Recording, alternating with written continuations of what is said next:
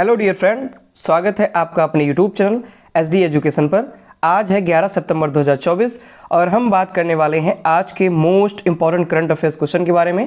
जैसा कि आप सभी लोग जानते हैं, हम अपने इस वीडियो में जो कुछ भी इंपॉर्टेंट क्वेश्चंस बन करके आते हैं उन सभी डेली करंट अफेयर्स के क्वेश्चन को यहाँ पर कवर किया जाता है। ये जो वीडियो है वो आपके लिए सिर्फ करंट अफेयर्स के लिए ही नहीं बल्कि जीके के पर्दे से भी काफ़ी ज़्यादा इंपॉर्टेंट है, क्योंकि करंट अफेयर्स के साथ साथ जीके के क्वेश्चन भी यहाँ पर कवर किए जाते हैं। क्योंकि जो करंट अफेयर्स क्वेश्चन होते हैं उनका जब एक्सप्लेनेशन होता है तो वहाँ से जीके के भी क्वेश्चन कवर कराए जाते हैं। तो इसके लिए आप वीडियो शुरू से लेकर लास्ट तक जरूर देखिए। अगर आप वीडियो पर पहली बार आए हैं तो वीडियो को लाइक कीजिए, अपने दोस्तों के साथ वीडियो को अधिक से अधिक शेयर कीजिए और हमारे चैनल को सब्सक्राइब भी कीजिए। तो चलिए बढ़ते हैं अपने पहले प्रश्न के साथ। आज का हमारा सबसे पहला प्रश्न है, हाल ही में विश्व आत्महत्या रोकथाम दिवस कब मनाया गया? यानी कि विश्व आत्महत्या रोकथाम दिवस जो है ये कब मनाया गया है? तो ए ऑप्शन है 13 सितंबर, बी ऑप्शन है 7 सितंबर, सी ऑप्शन है 10 सितंबर और डी ऑप्शन है 8 सितंबर। तो इस प्रश्न का सही जवाब है ऑप्शन नंबर सी, यानी कि प्रत्येक वर्ष 10 सितंबर को विश्व आत्महत्या रोकथाम दिवस मनाया जाता है। आप यहाँ पे आर्टिकल में भी देख सकते हैं, विश्व आत्महत्या रोकथाम दिवस ये मनाया जाता है 10 सितंबर को। डिटेल में हम बात करें तो हर साल 10 सितंबर को दुनिया भर में विश्व आत्महत्या रोकथाम दिवस मनाया जाता है। यह जो दिवस है यह पहली बार 10 सितंबर 2003 को मनाया गया था, यानी कि फर्स्ट टाइम ये कब सेलिब्रेशन इसका किया गया था? तो 10 दिसंबर 2003 को ये पहली बार मनाया गया था। इस वर्ष की जो थीम है वो थीम है changing the narrative on suicide, यानी कि changing the narrative on suicide. Important theme है, इंपॉर्टेंट ही नहीं मोस्ट इंपॉर्टेंट थीम है। क्यों? क्योंकि ये जो WHO है, वर्ल्ड हेल्थ ऑर्गेनाइजेशन, इसने इस थीम को साल 2024 से लगा करके 2026 तक के लिए चुना है। यानी कि ये जो changing the narrative on suicide की जो ये थीम रखी गई है इस वर्ष की, ये 2024 से लगा करके 2026 तक प्रत्येक वर्ष यही थीम रहेगी। ये किसने डिसाइड किया है? ये डिसाइड किया है WHO यानी कि वर्ल्ड हेल्थ ऑर्गेनाइजेशन ने। और यह जो दिवस है विश्व आत्महत्या रोकथाम दिवस, ये ऐसे लोगों के अंदर अवेयरनेस फैलाने के लिए या उनको जागरूक करने के लिए मनाया जाता है जो कि आत्महत्या की तरफ अग्रसर होते हैं, यानी कि कुछ ऐसी समस्याएं उनकी लाइफ में आती हैं, कुछ ऐसी प्रॉब्लम से वो जूझ रहे होते हैं कि उनको आत्महत्या के अलावा या सुसाइड करने के अलावा कुछ भी नहीं सोचता है। तो ऐसे लोगों के मन के अंदर जो निगेटिविटी होती है उसको दूर करने के लिए, उनके अंदर पॉजिटिव एनर्जी भरने के लिए, पॉजिटिव सोच देने के लिए ये जो दिवस है यह मनाया जाता है। बढ़ेंगे अपने नेक्स्ट क्वेश्चन की तरफ। हमारा अगला क्वेश्चन है, हाल ही में प्लास्टिक प्रदूषण रैंकिंग में भारत किस स्थान पर है? जैसे भारत पॉपुलेशन में फर्स्ट पोजीशन पर आ गया है, भारत पॉपुलेशन पर भी फर्स्ट पोजीशन पर आ गया है, तो जब पॉपुलेशन ज़्यादा है, जनसंख्या ज़्यादा है, तो पॉल्यूशन भी बढ़ने के जो चांसेस हैं वो भी ज़्यादा हो जाते हैं। तो इसी प्रकार से प्लास्टिक प्रदूषण रैंकिंग में जो भारत है ये फर्स्ट पोजीशन पर आ गया है। यानी कि प्लास्टिक के जरिए जो पॉल्यूशन फैलता है, जो पॉल्यूशन होता है, इसकी रैंकिंग में जो भारत है वो टॉप पोजीशन पर बना हुआ है, शीर्ष पर स्थित है। आगे हम अगर बात करें तो ये 9.3 के साथ में ये फर्स्ट पोजीशन पर है कौन? भारत। तो हम अगर इंपॉर्टेंट तरीके से अगर डिटेल में बात करें तो भारत प्रतिवर्ष 9.3 मिलियन टन प्लास्टिक उत्सर्जित कर शीर्ष प्लास्टिक प्रदूषक बन गया है। यानी कि प्रत्येक वर्ष जो भारत है वो 9.3 मिलियन टन जो प्लास्टिक है इसका उत्सर्जन करता है और इतना उत्सर्जन करने के बाद यह शीर्ष प्लास्टिक प्रदूषक बन गया है। यह विश्व के कुल प्लास्टिक उत्सर्जन का लगभग 5वां हिस्सा है। यानी कि विश्व में जो टोटल प्लास्टिक का उत्सर्जन किया जाता है उसका 5वां हिस्सा अकेला जो है वो भारत उत्पादित करता है या उत्सर्जित करता है।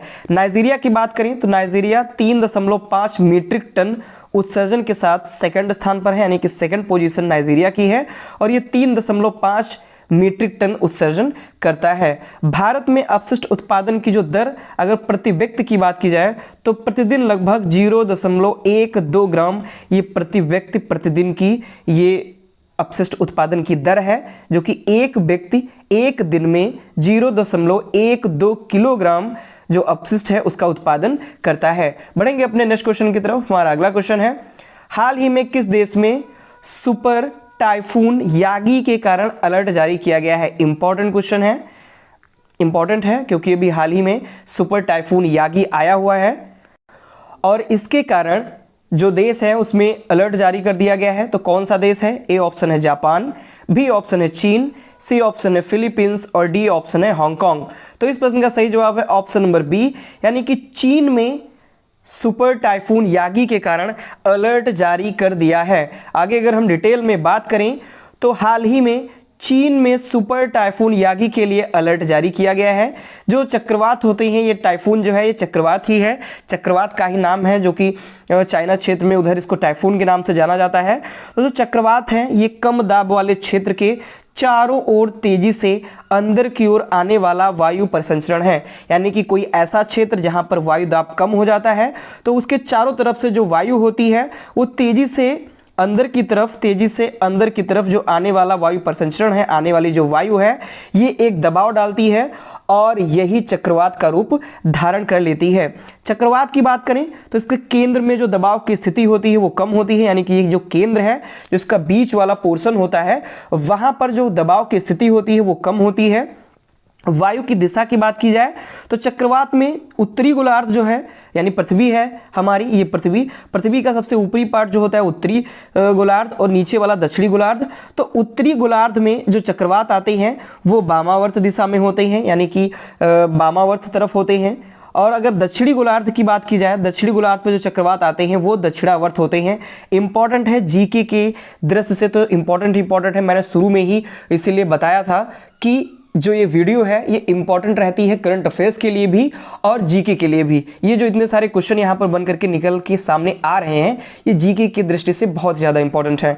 तो हमने यहाँ चक्रवात की बात की कि केंद्र में जो दबाव होता है वो कम होता है और जो इनके वायु की दिशा होती है, वायु जो चल रही होती है उसकी जो दिशा होती है वो उत्तरी गोलार्ध में वामावर्त होती है, यानी कि बाईं तरफ, ऐसे इस तरफ होती है, एंटी क्लॉकवाइज होती है।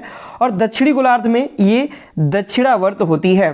फिर जो प्रतिचक्रवात होते हैं इनके केंद्र में जो दबाव होता है की स्थिति होती है वो उच्च होती है, यानी कि जो ये केंद्र है, केंद्र में जो दबाव होता है वो उच्च होता है और इनकी जो वायु की दिशा होती है वो उत्तरी गोलार्ध में दक्षिणावर्त और दक्षिणी गोलार्ध में यह वामावर्त होती है। तो ये थी थोड़ी जानकारी चक्रवात के बारे में। बढ़ेंगे अपने नेक्स्ट क्वेश्चन की तरफ। हमारा अगला क्वेश्चन है, हाल ही में वनाग्नि के कारण किस देश में राष्ट्रीय आपातकाल घोषित किया गया है?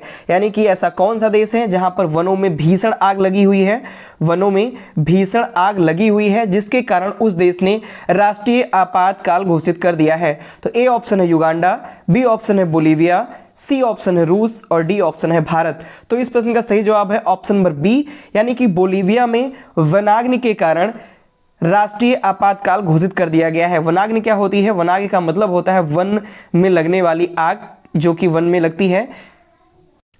आगे अगर हम बात करें तो बोलीविया के रक्षा मंत्रालय ने देश में भीषण वनाग्नि के कारण राष्ट्रीय आपातकाल की घोषणा की है। कब की है? 7 सितंबर 2024 को राष्ट्रीय आपातकाल की जो घोषणा है बोलीविया के रक्षा मंत्रालय के द्वारा कर दी गई है। राष्ट्रीय आपातकाल से बोलीविया को अंतर्राष्ट्रीय सहायता प्राप्त करने में मदद मिलेगी, क्योंकि जो राष्ट्रीय आपातकाल होता है ये बहुत ही जब गंभीर समस्या होती है तब लगाया जाता है और ऐसी परिस्थिति में जो अंतर्राष्ट्रीय सहायता होती है वो प्रोवाइड की जाती है। तो इसके कारण बोलीविया में जो भीषण वनाग्नि हुई है इसके लिए बोलीविया के रक्षा मंत्रालय ने राष्ट्रीय आपातकाल घोषित किया है और अब जो अंतर्राष्ट्रीय सहायता होगी वो बोलीविया को प्रदान की जाएगी। बढ़ेंगे अपने नेक्स्ट क्वेश्चन की तरफ। हमारा अगला क्वेश्चन है, पुरुष एकल में 2024 यूएस ओपन ग्रैंड स्लैम खिताब किसने जीता? यानी कि अभी यूएस ओपन ग्रैंड स्लैम का आयोजित किया गया और इसमें जो पुरुष एकल का जो खिताब है ये किसने जीता है? तो ए ऑप्शन है नोवाक जोकोविच, बी ऑप्शन है डेनियल मेदवेदेव, सी ऑप्शन है जनिक सिनर और डी ऑप्शन है टेलर फिट्ज। तो इस प्रश्न का सही जवाब है ऑप्शन नंबर सी, यानी कि जनिक सिनर ने यूएस ओपन ग्रैंड स्लैम पुरुष एकल का खिताब इन्होंने जीता हुआ है 2024 का। आगे अगर हम बात करें, आप यहाँ पे दे भी सकते हैं, जनिक सिनर है और इन्होंने ही यूएस ओपन ग्रैंड स्लैम का खिताब जीता हुआ है, सिंगल्स में, मेन सिंगल में इसे जीता हुआ है। जनिक सिनर ने 8 सितंबर 2024 को न्यूयॉर्क शहर के आर्थर एस स्टेडियम में यूएस ओपन ग्रैंड स्लैम खिताब जीता है। पूछा जाएगा कब जीता या कब आयोजित किया गया? तो 8 सितंबर 2024 को। कहां पर? तो न्यूयॉर्क शहर का जो आर्थर एस स्टेडियम है वहां पर इसका आयोजन किया गया। और पुरुष एकल या मेंस सिंगल का जो खिताब है वो जनिक सिनर ने जीता हुआ है। यह जनिक सिनर का दूसरा ग्रैंड स्लैम खिताब है और यूएस ओपन में पुरुष एकल खिताब जीतने वाली पहले इतालवी ये खिलाड़ी जो है वो बन गए हैं, यानी कि ये इटालियन है और पहले इतालवी जो खिलाड़ी हैं ये बन गए हैं जनिक सिनर, जो कि यूएस ओपन में मेंस सिंगल का खिताब ये जीते हुए हैं। बढ़ेंगे अपने नेक्स्ट क्वेश्चन की तरफ। हमारा अगला क्वेश्चन है, हाल ही में महिला एकल, यानी कि अभी हमने पढ़ा पुरुष एकल का और अब हम बात करेंगे महिला एकल की। तो हाल ही में महिला एकल में 2024 यूएस ओपन ग्रैंड स्लैम का खिताब किसने जीता? यानी कि अभी हमने मेंस सिंगल की बात की जो कि जनिक सिनर ने जीता था, जनिक सिनर ने जीता था। अब हम बात करने वाले हैं महिला एकल यानी कि वुमेन सिंगल। तो इसको किसने जीता? ए ऑप्शन है आरियाना साबालेंका, बी ऑप्शन है मारिया सारापोवा, सी ऑप्शन है सेलेना विलियम्स और डी ऑप्शन है स्टेफी ग्राफ। तो इस प्रश्न का सही जवाब है ऑप्शन नंबर ए, यानी आरियाना साबालेंका जो है इन्होंने वुमेन सिंगल या फिर कह सकते हैं महिला एकल में यूएस ओपन ग्रैंड स्लैम 2024 का खिताब इन्होंने जीत लिया है। आगे अगर हम बात करें तो बेलारूस की रहने वाली हैं आरियाना साबालेंका। इन्होंने 2024 US open grand slam tennis tournament के महिला एकल का खिताब इन्होंने जीत लिया है। ये वर्ल्ड नंबर 2 रैंक वाली बेलारूस की आरियाना साबालेंका ने यूएस ओपन के फाइनल में अमेरिका की जो जेसिका पेगुला हैं इनको 7-5 और दूसरे सेट में भी इन्होंने 7-5 से इन्होंने हराया हुआ है। यानी कि अगर रैंक देखी जाए आरियाना साबालेंका की तो ये वर्ल्ड में ये नंबर 2 की खिलाड़ी हैं, यानी कि काफ़ी अनुभवी हैं, काफ़ी पहुंची हुई खिलाड़ी हैं, बहुत ही अच्छा खेलती हैं आरियाना साबालेंका और ये वर्ल्ड में दूसरे रैंक पे हैं ये। और इन्होंने ही अभी US open grand slam tennis tournament का खिताब जीता हुआ है। ये बेलारूस की रहने वाली हैं। जो फाइनल हुआ वह 7 सितंबर 2024 को आर्थर एस स्टेडियम में खेला गया, जो कि कहां पर है? जो कि न्यूयॉर्क में स्थित है। आप यहां पे भी देख सकते हैं। इसका भी आयोजन न्यूयॉर्क में ही किया गया, यानी कि जो मेन सिंगल था वो भी न्यूयॉर्क में खेला गया और आर्थर एस में, और जो वुमेन सिंगल था वो भी न्यूयॉर्क में ही आर्थर एस स्टेडियम में खेला गया। बढ़ेंगे अपने नेक्स्ट क्वेश्चन की तरफ। हमारा अगला क्वेश्चन है, हाल ही में किस देश के राष्ट्रपति को ओलंपिक ऑर्डर से सम्मानित किया गया? यानी कि ओलंपिक ऑर्डर से किस देश के राष्ट्रपति प्रेसिडेंट को सम्मानित किया गया? तो ए ऑप्शन है ईरान, बी ऑप्शन है फ्रांस, सी ऑप्शन है इंग्लैंड और डी ऑप्शन है वियतनाम। तो इस प्रश्न का सही जवाब है ऑप्शन नंबर बी, यानी कि फ्रांस के जो राष्ट्रपति हैं उनको अभी हाल ही में ओलंपिक ऑर्डर से सम्मानित किया गया। आगे अगर हम डिटेल में बात करें तो फ्रांस के जो राष्ट्रपति हैं इमैनुअल मैक्रो, इनको ओलंपिक ऑर्डर अवार्ड से सम्मानित किया गया। यह सम्मान पेरिस खेलों को एक यादगार आयोजन और वैश्विक एकता का प्रतीक बनाने में उनके महत्वपूर्ण योगदान के लिए दिया गया है। यानी कि अभी जो पेरिस ओलंपिक हुआ वो भी पेरिस में आयोजित किया गया और इन्होंने बहुत ही अच्छी तरीके से इसका आयोजन करवाया, बहुत ही अच्छी तरीके से इन्होंने योगदान दिया, उसमें महत्वपूर्ण योगदान दिया। इसके लिए इमैनुअल मैक्रोन को ओलंपिक ऑर्डर अवार्ड से इनको सम्मानित किया गया है। होता क्या है, जो भी कंट्री अपने यहाँ पर ओलंपिक आयोजित करवाती है तो वहाँ उसके अच्छे तरीके से आयोजन होने पर, अच्छा एक योगदान, महत्वपूर्ण योगदान देने पर, सकुशल संपन्न कराने पर ये जो अवार्ड है ये इस अवार्ड से सम्मानित किया जाता है। बात करें ओलंपिक ऑर्डर अवार्ड 1975 में स्थापित किया गया था, जो कि पहले इसका नाम ओलंपिक डिप्लोमा ऑफ मेरिट था, जिसकी जगह पर इसका नाम बदल करके ओलंपिक ऑर्डर अवार्ड कर दिया गया था। नेक्स्ट क्वेश्चन की तरफ हम बढ़ेंगे। हमारा अगला प्रश्न है, हाल ही में कहां से हाल ही में कहां जेल से भागने की कोशिश में 129 लोगों की मृत्यु हुई है? यानी कि जेल से भागने की कोशिश कर रहे थे जो वहां के कैदी थे, वहां के वो 129 कैदी थे, वो जेल से भागने की कोशिश कर रहे थे, जिस कारण कुछ भगदड़ में मारे गए, कुछ और कंडीशंस थी, ऐसे करके लगभग 129 लोगों की मौत हो गई है, 129 कैदियों की मौत हुई है।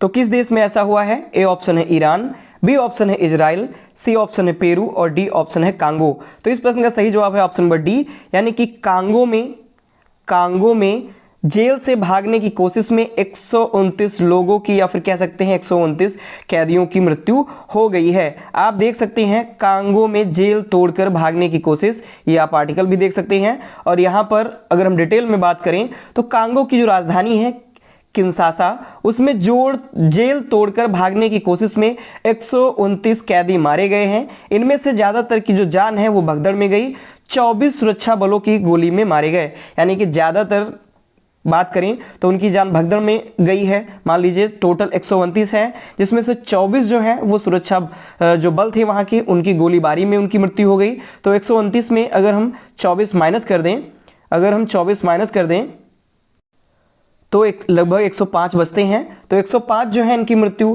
भगदड़ में से हुई है, भगदड़ मचने से हुई है, और 24 सुरक्षा बलों की गोलीबारी में मारे गए हैं। एमनेस्टी इंटरनेशनल की एक रिपोर्ट आई और इसने अपनी लेटेस्ट रिपोर्ट में कहा है कि 1500 लोगों की क्षमता वाले कांगो की जो मुख्य जेल मकाना है, उस मकाना जेल में क्षमता है 1500 लोगों की रहने की, उसमें 12,000 से अधिक कैदी रह रहे हैं, जिस कारण से ये समस्या देखने को मिली। भगदड़ मची, वहाँ पर भागने की कोशिश कर रहे थे और भगदड़ मची जिसमें 129 कैदियों की मृत्यु हो गई है। बढ़ेंगे अपने नेक्स्ट क्वेश्चन की तरफ। हमारा अगला क्वेश्चन है, हाल ही में किसे ITTF फाउंडेशन का राजदूत नियुक्त किया गया है? यानी कि ITTF फाउंडेशन का किसे राजदूत नियुक्त किया गया? तो ए ऑप्शन है रूप किशोर, बी ऑप्शन है राजवीर सांगवान, सी ऑप्शन है विजेंद्र सिंह और डी ऑप्शन है शरद कमल। तो इस प्रश्न का सही जवाब हो जाएगा ऑप्शन नंबर डी, यानी कि शरद कमल को ITTF फाउंडेशन का राजदूत नियुक्त किया गया है। आप यहाँ पे आर्टिकल में भी देख सकते हैं, इंडिया टेबल टेनिस आइकन शरद कमल नेम्ड ITTF फाउंडेशन एम्बेसडर, यानी कि इनको ITTF फाउंडेशन का एम्बेसडर बनाया गया है। तो शरद कमल को अंतर्राष्ट्रीय टेबल टेनिस महासंघ, जिसे ITTF के नाम से जानते हैं, इसके फाउंडेशन का पहला भारतीय राजदूत नामित किया गया है। यानी कि पहले भारतीय राजदूत बने हुए हैं, जहां यह विशेष रूप से वंचित बच्चों के लिए टेबल टेनिस के विकास को बढ़ावा देंगे। यानी कि वहाँ पर क्या करेंगे, जो वंचित बच्चे हैं, जो वंचित समूह से आते हैं, उन बच्चों को ये टेबल टेनिस के विकास को बढ़ावा देंगे। कमल जो है, शरद कमल, इस प्रतिष्ठित पद को प्राप्त करने वाले पहले भारतीय हैं। ITTF आया है तो उसके बारे में बात करें तो स्थापना इसकी 1926 में हुई थी। मुख्यालय इसका लॉजेन स्विट्जरलैंड में।